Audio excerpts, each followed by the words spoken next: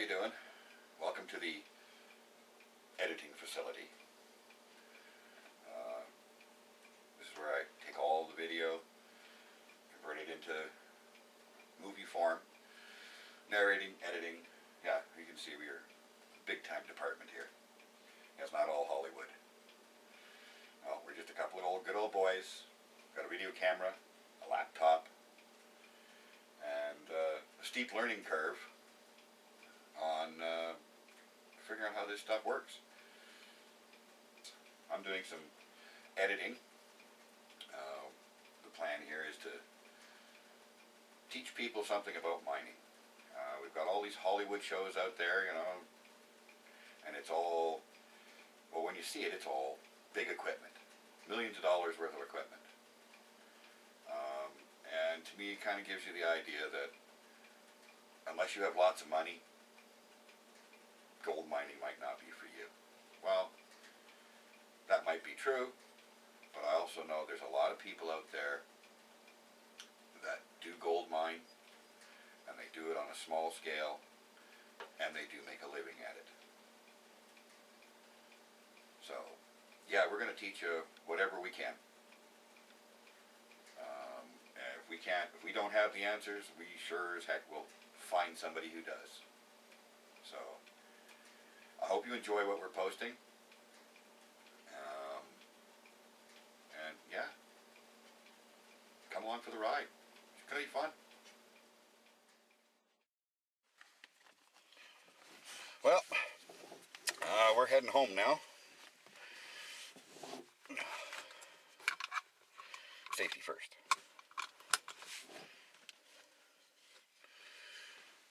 Feel better.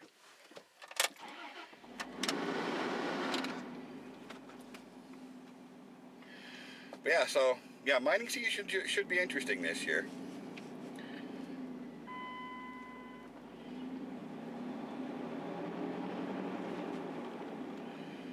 We're hoping to do well, or at least get a good start on it.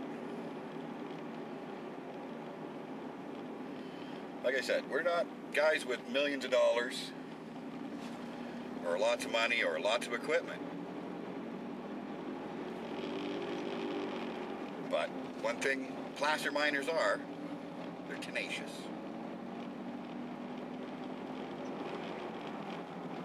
And resourceful.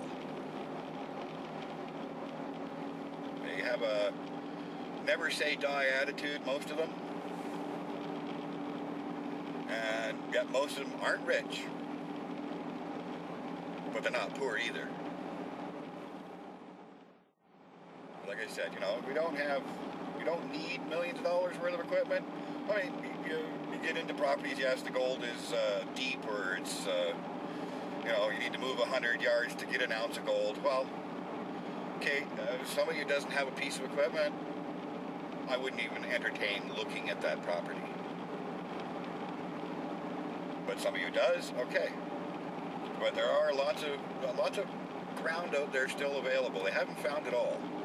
I mean, the old boys way back, they found lots, yes. Did they find it all? No. Did they lose lots? Oh, for sure. Most hydraulicking operations, because that's what a lot of it was around here, would lose anywhere from 40 to 60% of the gold. Just blow it right out of the end of the sluice box and back into the ground. It's like Lohe Creek. It's a pretty famous creek around here, and they did a lot of hydraulicking there. And they reportedly pulled out around 2 million ounces of gold. Now, if that being true, and let's say we'll be generous and all they lost was 40% or 40% of the gold, they pretty much blew 800,000 ounces of gold out of the end of the sluice box. But you know, they didn't have the technology, and back then it was a matter of, if you're going to go gravity feed, because they didn't have pumps, so go big or go home. Well, nowadays we have you know, modern pumps, modern sluice boxes, lightweight aluminum, carpets. So, do you have to go big? Well, no. But then again, you know, every dollar you put into it is what you're going to get out of it. I mean, if all you buy is a gold pan, you're going to find what you find with a gold pan. You're not going to get super rich with it. So, spend wisely. You know, your dollars are your dollars, and you got to spend them wisely. So, look at what you need and decide. But buy what you can afford. Buy the best that you can afford. You know, if you want a Rolls Royce, that's fine. But if you can't afford a Rolls Royce, you might have to go with a VW Jetta instead. Which is funny because VW owns Rolls Royce. But you get what I'm saying. Buy the best that you can afford.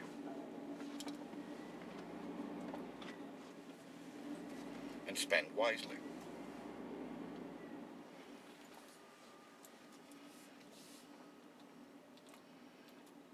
Okay, well, I'm back at the house.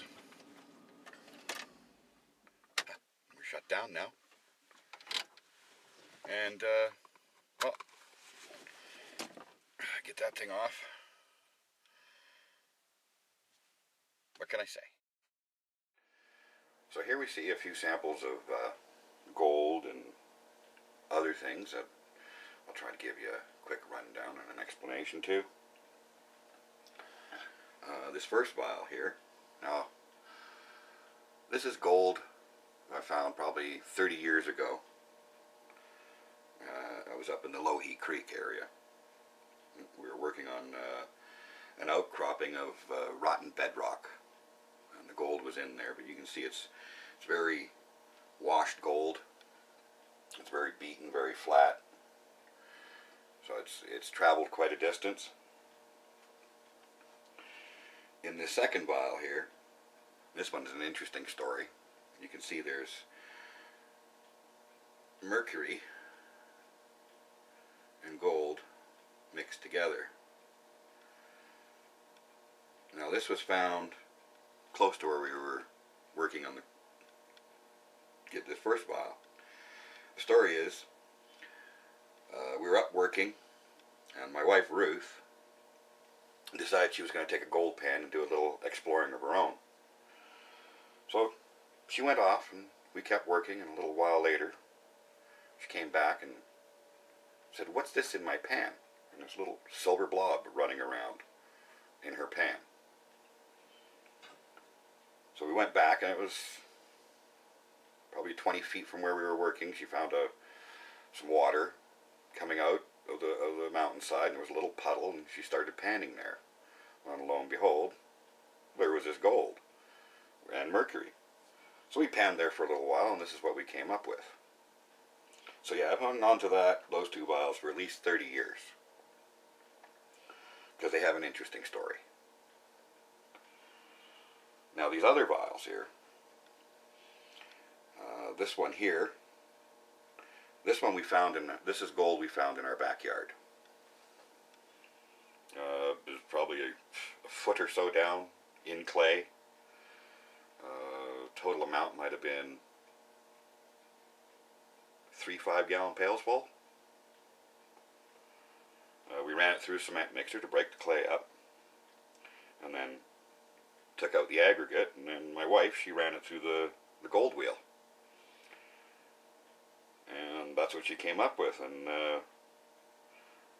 at the end of it, I was looking through it, and there was these 3 little blobs.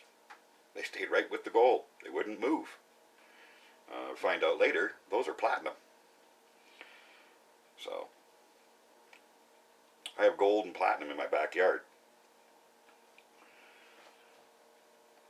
This vial here, this is really coarse gold along with these 2 vials here. These were found in what's called a contact zone. Contact zone is where they scrape the gravel off of the bedrock, and then they get down to the bedrock, and you see all of the quartz stringers and stuff like that. And these contact zones, they look like topsoil buried in the bedrock. And it's the best way I can explain it. but it's an iron deposit, and this is a sample of some of it. This is screened off and dried, and there's gold in that. These rocks, these pieces of quartz, you can see they're relatively rotted out. Well, they were in that contact zone. Originally, these were sharp as razor blades, but we ran it through a cement mixer to try and free up as much of the gold in it as possible. And this is the gold that came out of it, and it is all coarse. None of it is beaten flat or worn, just like these little nuggets here. They're all very coarse.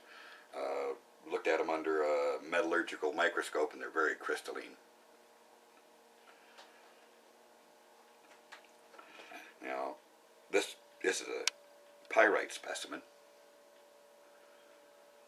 Now, it's a nice specimen, but fortunately, gold-wise, it's fairly worthless. The more cubic it is, the larger the cubes are, the less gold it'll have in it.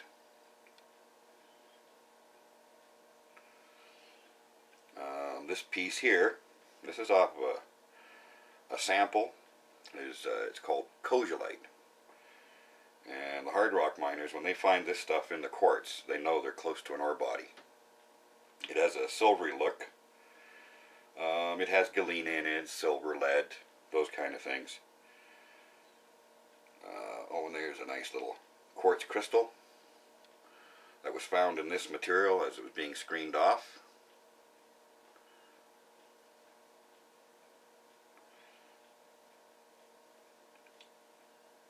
And quartz crystals are rare.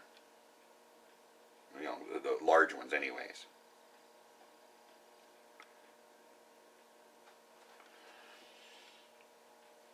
But most of this stuff here, as you see here in this vial, these were, actually, we didn't even use a sluice box.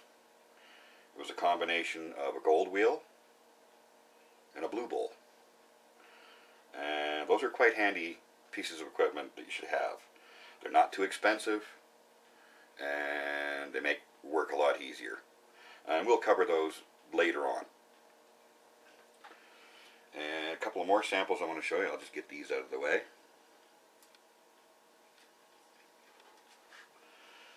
This here is a piece of ore which is known as float, because it was broken off from the main bedrock chunk. It has a lot of pyrite in it. There's quartz. We had another one of these. As you can see, this little rock here weighs 18 pounds. And we had a twin to this one that came out of the same hole, and it was assayed.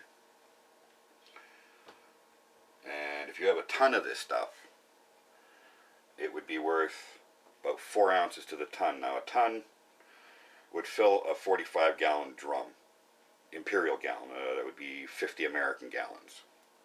And you'd have 4 ounces in there. This is another specimen. It's an interesting rock. It's quartz and limestone. This is the limestone that comes out of it. Here, and there's the quartz. And